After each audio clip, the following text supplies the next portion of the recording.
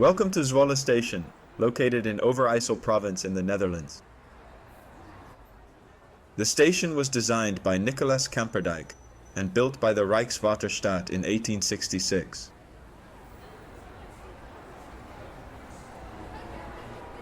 It is one of two Stadsspoorwegen first-class Waterstaat stations in the country, awarded first class for its size. In 2023, the station served over 44,000 passengers. Looks like a route map is missing. Let's go ahead and place this missing one while you wait.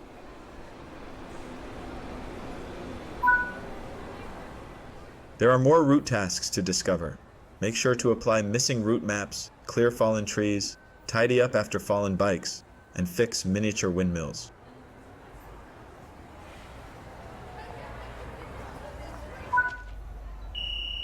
Take a seat. The train is just about to leave.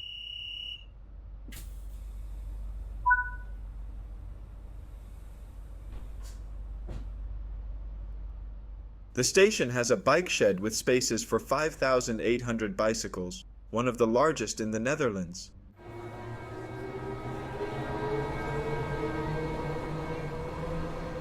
Between 2010 and 2015, the station was rebuilt to cope with the increased passenger numbers expected, due to the new Hanselijn line between Lelystad and Zwolle.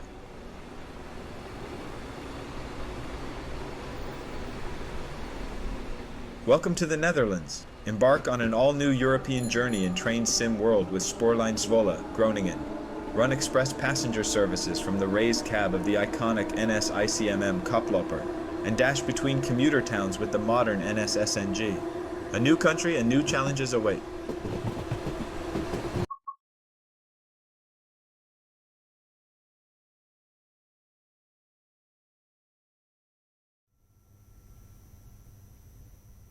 In this training module, you'll be learning to drive the NS Intercity Material ICM electric multiple unit. Prototypes of the ICM were built and tested in 1976 to 77, with the first train sets coming into service in 1977. It has become an iconic train for NS, servicing many intercity services to this day. Multiple subseries of the train have existed throughout its lifetime, going through multiple iterations of modernization. Working for over 40 years, this makes it one of the oldest train types, still in active passenger service, in the NS fleet. The unique design of the ICM has their cabs located on the roof, which initially allowed through gangways between coupled sets. Refurbishments of the sets between 2006 and 2011 removed these gangways as they were deemed unreliable. The ICM received the nickname Koploper because it had what's called a walk-through head, though after modernization, this walk-through was removed. Insert the master key.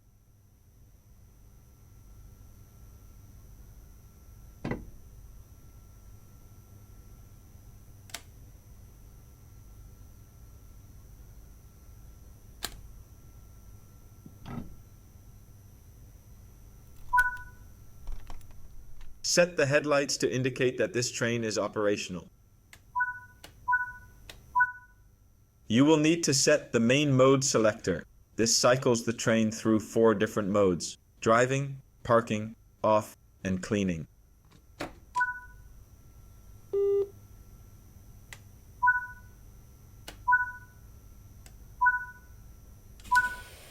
Open the passenger doors to allow boarding.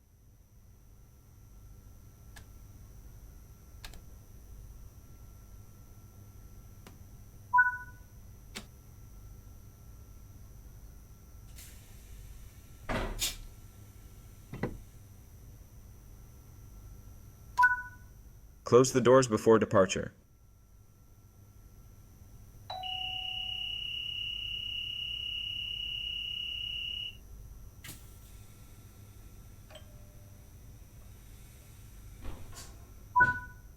Release the brakes. Move the throttle into the power range to get moving.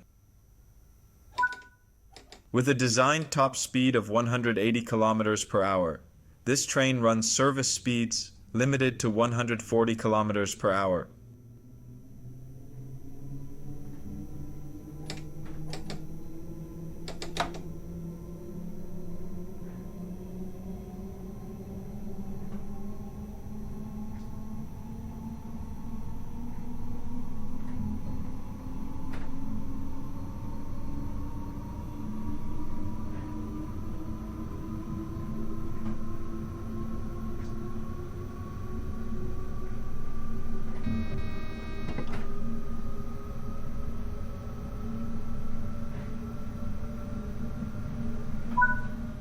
Now you've built up some speed, you can return the throttle to the 0 position to begin coasting.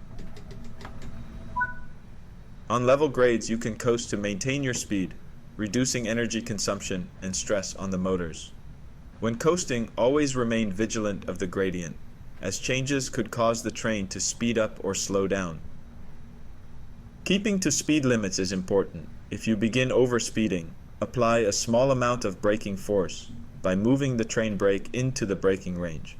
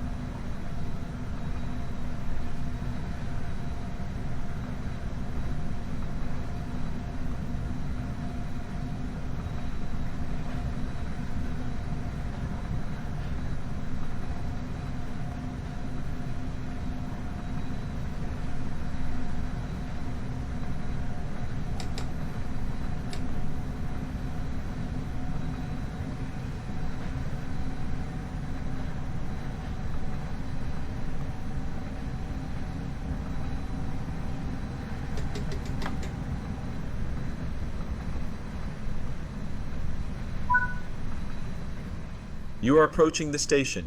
Begin applying a small amount of braking force by moving the train brake into the braking range.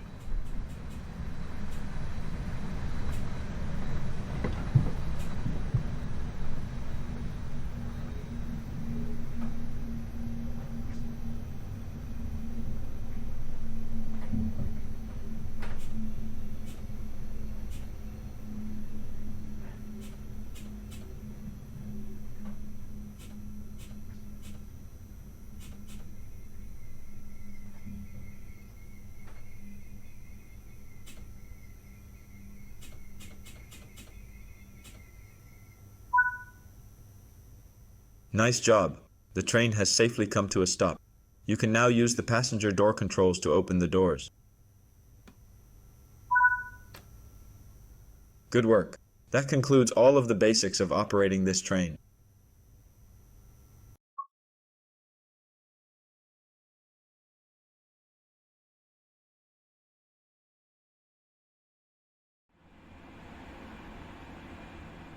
In this training module, you'll be learning to drive the SNG3, also known as the CAF Sprinter New Generation 3-car EMU. The Sprinter New Generation train sets are part of the CAF Civity family of regional passenger trains. The SNG was acquired to replace the older SGM units and the push-pull loco-hauled services, the plan being to provide growth of the number of passengers on the rail network. Set the master key to on.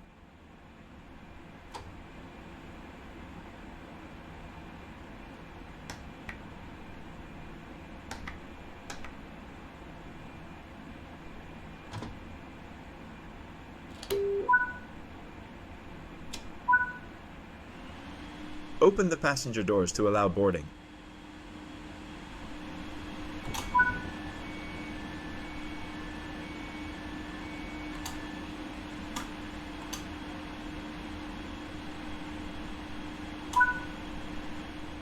Close the doors before departure.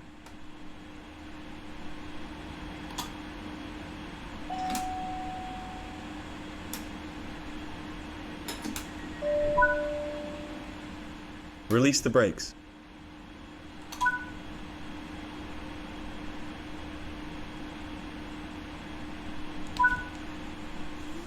With a top speed of 160 kilometers per hour and acceleration of 1.3 meters per second squared, it's a modestly fast regional sprinter train.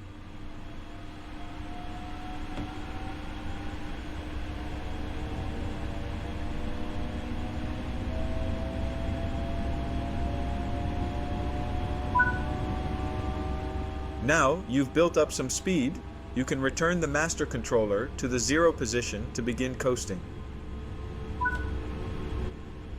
On level grades, you can coast to maintain your speed, reducing energy consumption and stress on the motors. When coasting, always remain vigilant of the gradient, as changes could cause the train to speed up or slow down. Keeping to speed limits is important. If you begin overspeeding, apply a small amount of braking force by moving the train brake into the braking range. In March 2015, NS allowed travelers and staff to choose possible interiors. Interested parties could choose from 3 interiors, with seats for the first and second class, and folding seats. The results have been an important factor in the interior choices of the new sprinters. Initially, the SNG trains had a dark blue front. While this color met EU standards, the combination of the dark color and large window made it difficult to see the train at level crossings. NS would repaint 150 trains it already had, while new trains would be delivered with the new yellow color.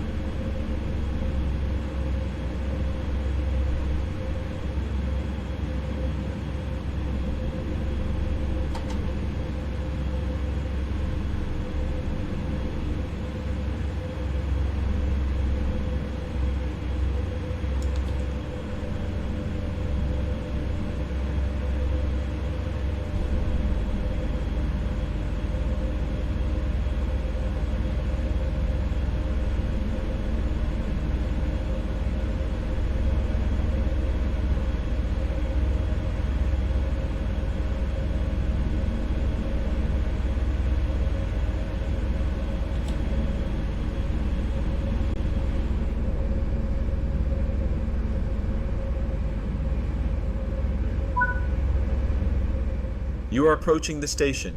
Begin applying a small amount of braking force by moving the train brake into the braking range.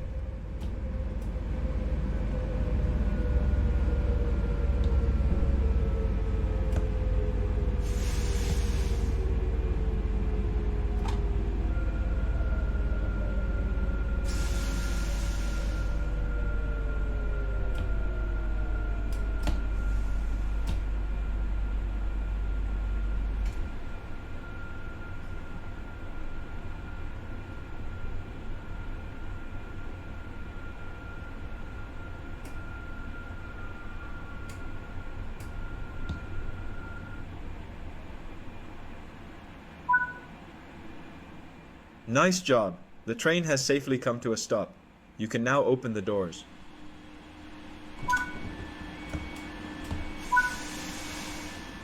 Good work. That concludes all of the basics of operating this train.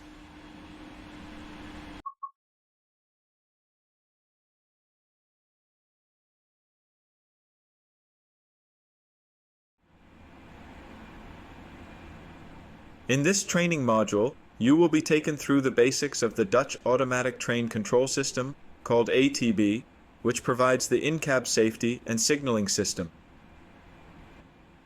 ATB-EG, or first generation, covers the signal pulse codes and cab speed enforcement. ATB-VV, or improved version, includes track magnets installed at select stop signals, which provide increased protection. First, let's turn on enforcement of ATB. If you leave enforcement disabled, you will still receive guidance from the system, but do not need to take any actions. With enforcement enabled, you must react correctly or the train will be stopped.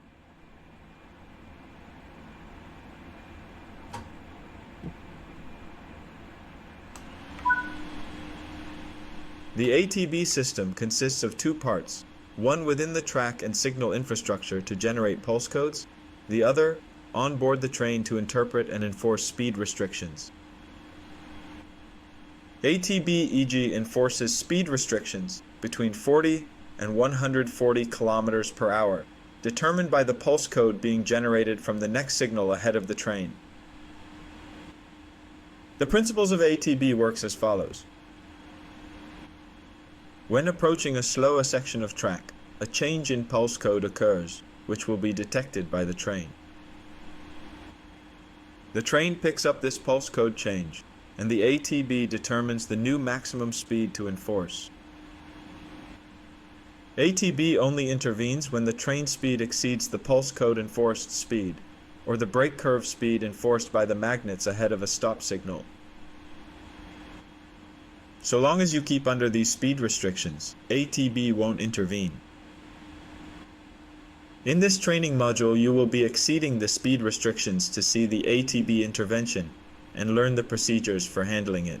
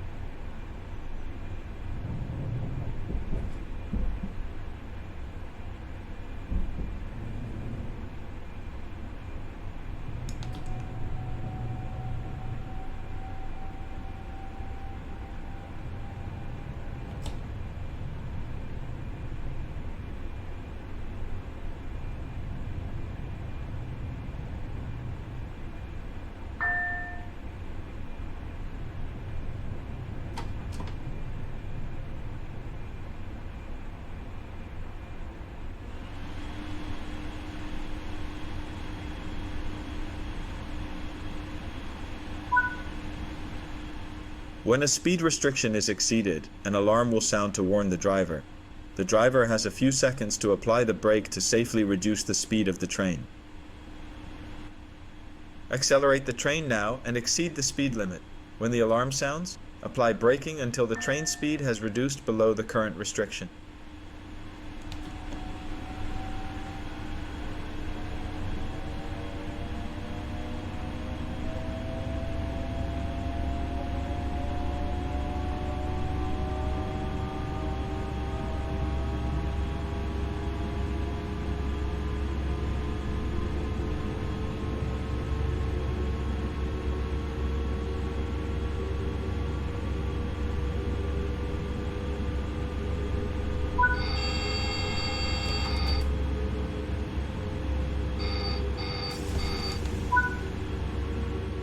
If the brake is not applied in this time, ATB will enforce an emergency brake application to bring the train to a complete stop.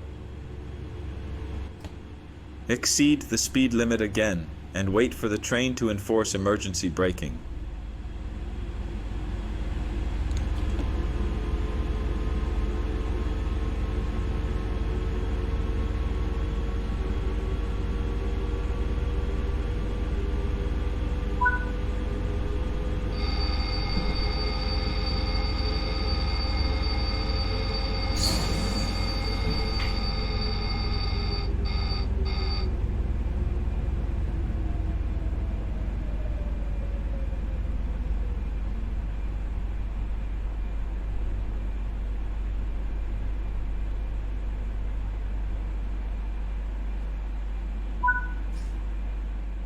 In a situation where you need to recover from an ATB-enforced emergency braking, the following steps are the required recovery procedure.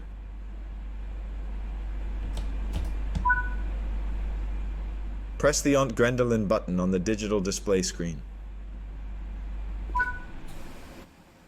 Set the master controller back to the 0 position. There is an indicator on the display screen to indicate the emergency enforcement. The indicator will turn off after the recovery steps have been performed.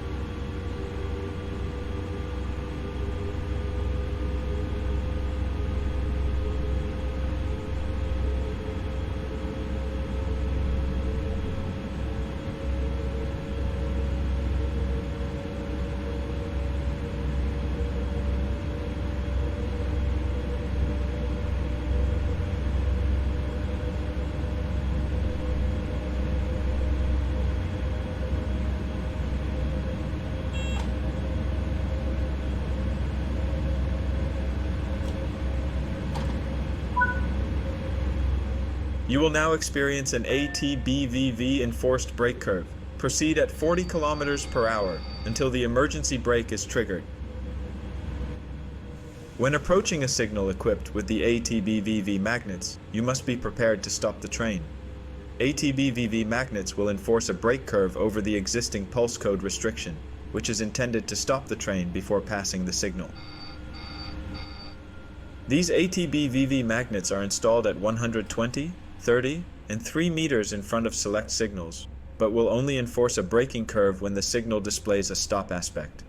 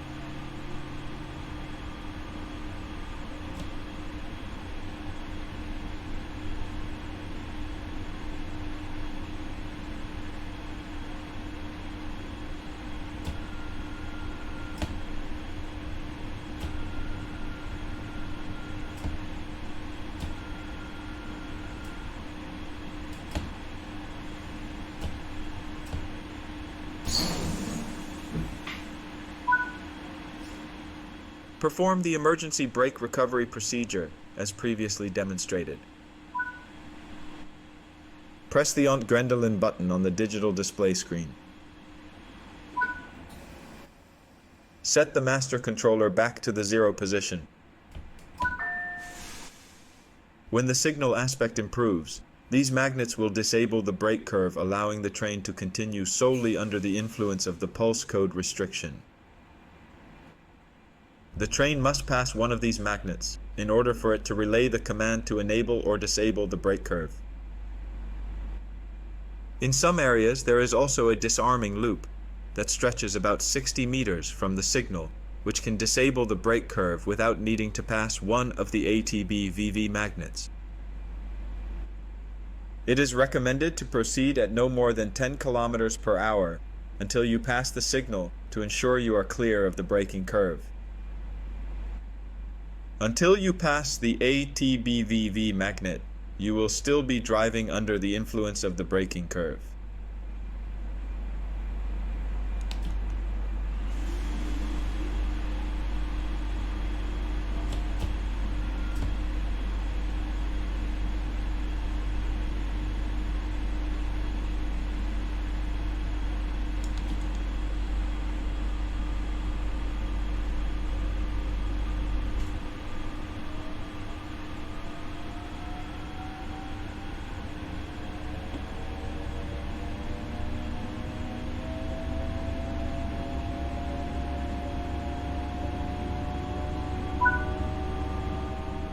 That covers the basics of the ATB safety systems. You can always replay this training module if you need a refresher on these topics.